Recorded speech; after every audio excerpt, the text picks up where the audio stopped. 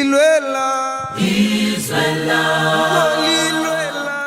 making no apologies. That's it, Umhlaba mawuhlulwe, so that our people can have access to the land. Life is difficult, but you must soldier on. Don't give up. If you are a coward, you don't belong here. Hi guys, welcome to my YouTube channel. Welcome to Simple Politics. So today I want to do a reaction video.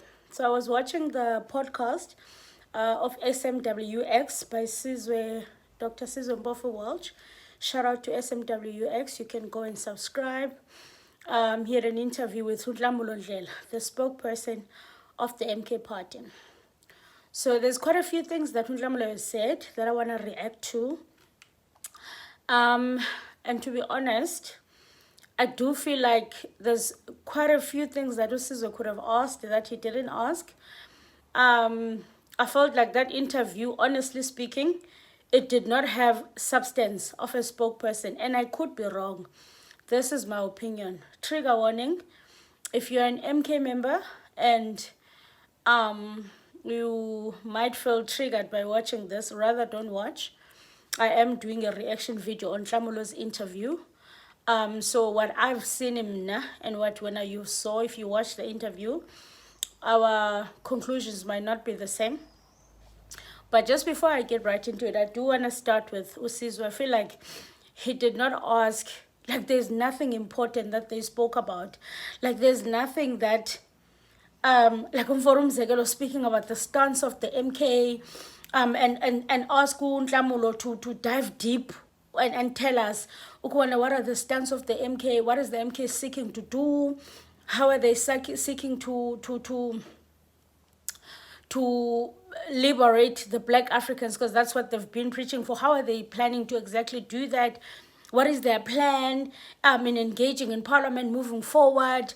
What is the, like, I just felt like he's not asking him deep enough questions for him to engage on deep conversations. I don't know if I'm making sense, because the questions are so surface level. Like honestly, I felt like the things that they were speaking about, they're just surface level. That conversation, it's not a conversation that you would think he's having with the spokesperson. It's a conversation that you would think he's just having like with the general member of MK. Yeah, but again, I stand to be corrected. This is my opinion and this is my view. Okay, just before I get into the Nhlamulo reaction, I do want to say there's quite a few things that I would be speaking about, but I've chosen to do this video. Sometimes I know people feel like, you could be talking about this and that and that. If I choose to speak about something specific, well, it's my decision. We could be speaking about John, for example. I found out that John Steenhuisen is part of the delegation that went to the US with the president. But I don't want to rush that. I do want to see how things turn out first before I can even react. On Chaveni, one thing about President Ramaphosa, he loves Chaveni. I don't know what Unchaveni is doing in the US, but anywhere where there's President Ramaphosa, you will see Unchaveni. They love Ula Nchaveni. She can do 100 things wrong, but she will always come up on top. The president loves them. So yeah, so I mean there's quite a few things I can say about the delegation that's gone with the president. Ronald Nhlamulo is there as well. Pakistan is there. And so, I mean, there's quite a few things, but I think I don't want to rush. I do want to wait. The meeting is happening on Wednesday, which is tomorrow. And I trust the feedback that we're going to get, because I see Clement Manyetela is there. So, we are going to get like good feedback. And yeah, so I don't want to get into it yet. I think I'd rather just wait and see how things unfold for tomorrow. But if things change, I might make a video, but I want to do a reaction video now about Nhlamulo. So let's get right into it. Okay, so the first thing that I want to react on is the question that Usizwe asked Nhlamulo regarding the progressive caucus, or rather the relationship between the MK and the EFF, and how things went south when the deputy president of the EFF, Floyd went to the MK. And how Nhlamulo answers it. I think before I give my 2 cents, I'm gonna play it. I think this is exactly why I'm making this video like this, because I wanna play it here on the laptop and I wanna actually react in real time. So let me play this answer that Nhlamulo is giving, and then I'm gonna give you my 2 cents. And they asked him, Mr. President, the leader of the Progressive Party in question, has obviously got an issue with you bringing one of their own, and in effect poaching one of their own, and forming a political party. And the President Zuma then said, but when I was the leader of the former liberation movement, the ANC, that leader also went and formed his own party. So no one stopped him from forming his own party. So why is it wrong? Why is it wrong when I formed a party and other people want to join me? Okay, so this is the first part where I want to react. And Nhlamulo Apa is repeating the words of Jacob Zuma, saying ukuthi ubana when he was asked ukuthi or he said ukuthi when the Julius Malema went to form the EFF, no one stopped him, and when people from the ANC that he left with that went to join him, no one asked him anything. Yet it's a problem now when he forms MK party and people from the EFF joins the MK, specifically Floyd Shivambu. I think that's the one person that we're going to talk about here. And first of all, I hate how people like to gaslight this entire situation. When Julius Malema left the ANC, he did not say to the ANC that we are friends, let us work together, let us try and unite the black people. He did not say that. He made it clear that you are not doing what you said you would do, so we are going to pursue economic freedom in our lifetime, and we are going to try everything in our power to strip you of the power that you have and make sure that there is change. That's what the EFF said. So the ANC knew that the EFF was their enemy. The ANC did not expect anything from the EFF because they knew Uguti. There was no party. Contrary to the MK said to the EFF, we are going to unite. We are forming a progressive alliance, and as a result, the EFF did not campaign against the MK during the elections. They did not, because they were holding on to the power that no, we are going to work together. We are brothers and sisters. You are not our enemies. So if MK or Jacob Zuma, who says that why is it a problem now when people go from taken from the EFF to the MK? Well, first of all, if the EFF has got 10% and the MK has 20%, we've got 30%. If the MK takes 5% from the EFF, the MK will have 20% and the EFF will have 5%. We will still have 20% or 30%. You understand? But if the EFF has got 10%, the MK has got 20%, and the MK takes 10% from the DA, we will have 40%. So I don't like how the people like to gaslight this question. I don't like how they like to gaslight the EFF. And again, I feel like Sizwe has failed to ask Nhlamulo proper questions, because had not MK said to EFF, no, we are working together, we are working on the same agenda. Sikandele empompini A1. We are hustling to the same pot. Whatever you bring home, whatever I bring home, it's going to the same pot. Now, what happens when I'm bringing home a chicken, and when you meet me on the road and you take this chicken from me, you are taking from us, because at the end of the day, we are hustling for the same pot. That's what people don't understand, and I don't understand how you would not understand this. And Nhlamulo is talking about it, he's laughing, and I feel like they're gaslighting. I don't know what people think of the EFF, and I've heard so many people blaming the EFF for this non-unity. Like, seriously.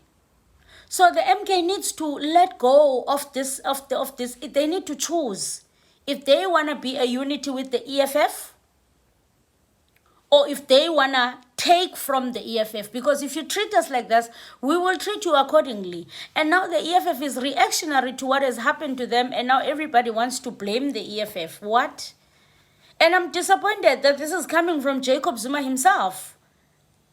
And then you say, no, they want us to unite. Hebana. Anyway, let's continue with the clip, because I feel like I've spoken way too much. So that was the first response. But naturally, it has brought some tension. There's no doubt about that. You know, but did you expect the amount of animosity that came after the Floyd thing? The amount of animosity and backlash, you know, in politics, what I've come to learn is that there's more than what meets the eye. So when you call MK enemy number one, are you actually saying MK? Are you saying us? Are you saying the same MK leading up to the elections that you campaigned with, that you worked with? Or are you referring to individuals? Do you hear what he's saying, Nhlamulo? The same MK that you campaigned and worked with. So the EFF was never ever the first person to attack MK. Was never. The EFF took the word that we are working together, we are liberating black. They took it as a Bible word. They literally took it as a Bible verse. So as Nhlamulo sicho, that we worked together because the EFF understood. But now when the MK goes around and make a move that would have destroyed the EFF, had not the EFF been that strong, there would be no EFF today. Or EFF would have been sitting on 2%. And every single person wants the EFF to be the bigger person. For what? For what?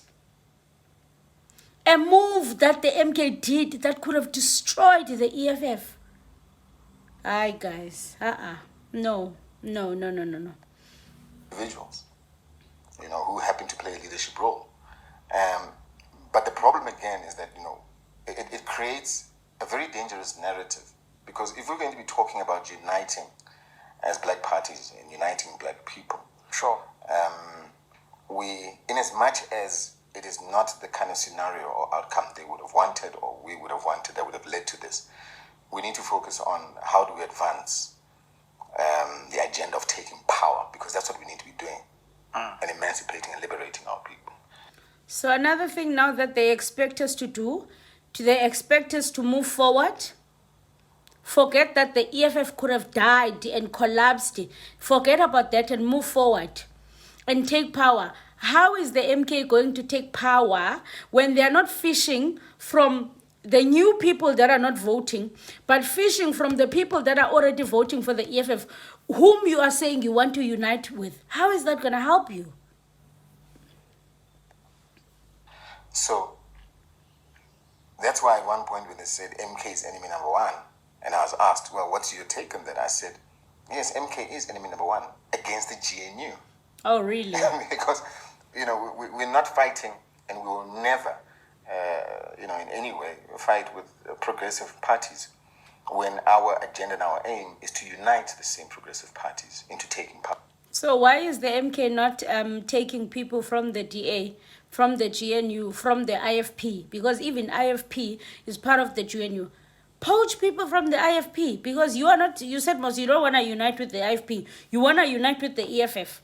But the only pond that you decide you want to fish on is the EFF pond. And yet you want to unite with the EFF. That's crazy. Power.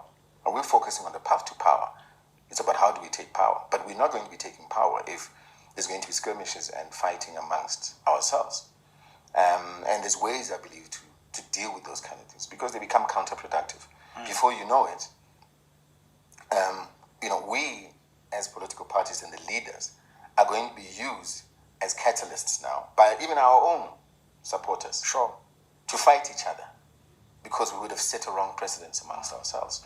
instead of saying, well, we'll unite, but in terms of how we deal with issues, we deal with them politically and we deal with them internally.